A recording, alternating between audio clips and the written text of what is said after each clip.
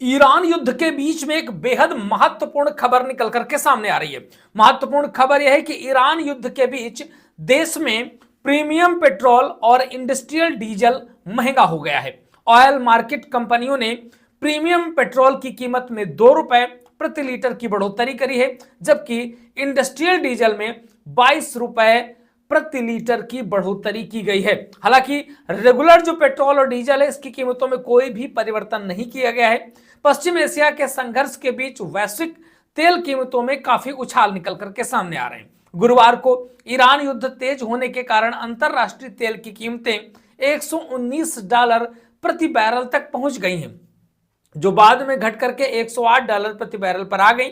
आज ब्रेंट जो crude oil होता है वो $110 के करीब ट्रेंड कर रहा है। तो फिलहाल क्रूड ऑयल है उसका कीमत बढ़ रही है, जिसके तहत भारत में भी पेट्रोलियम के रेट में परिवर्तन किया गया है, लेकिन सामान्य डीजल और पेट्रोल के रेट में कोई परिवर्तन नहीं किया गया है। जो लोग कमर्शियल ले रहे हैं उनके लिए परिवर्तन किया गया है। इंडस्ट्रियल जो डीजल है उसकी कीमतों में बढ़ोतरी की गई है। उद्योग जगत के सूत्रों ने बताया है कि राष्ट्रीय राजधानी दिल्ली में प्रीमियम पेट्रोल 45 ऑक्टेन पेट्रोल की कीमत 99.89 रुपए प्रति लीटर से बढ़ा करके 101.89 रुपए कर दी गई है। इसके साथ ही दिल्ली में थोक तथा औद्योगिक डीजल की जो कीमतें हैं वो 87.67 रुपए प्रति लीटर से बढ़ा करके 109.59 रुपए प्रति लीटर कर दी गई हैं।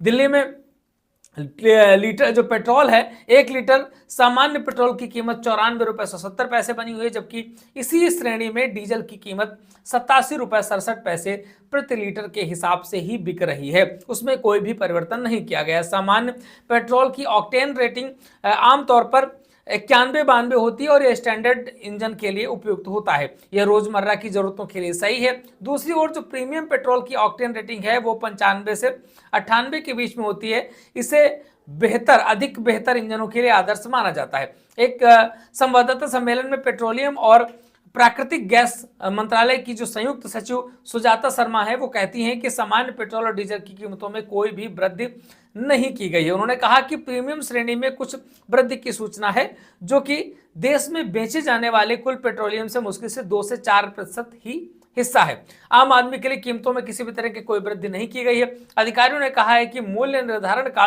फैसला तेल कंपनियां स्वतंत्र रूप से करती हैं, क्योंकि पेट्रोल और डीजल के मूल्य निर्धारण को क्रमशः 2010-2014 में नियंत्रण मुक्त कर दिया गया था और इस हिसाब से जो कमर्शियल पेट्रोल डीजल है उसकी कीमतों में बढ़ोतरी की गई है। उन्होंने कहा कि यह मूल्य तेल विपणन कंपनियां तय करती हैं। सरकार पेट्रोल और डीजल की कीमतों को रेगुलेट नहीं करती है। सरकार वैश्विक तेल बाजारों पर बारीकी से नजर रख रही है, लेकिन खुदरा ईंधन की कीमतें बढ़ाने की तत्काल कोई भी योजना नहीं है।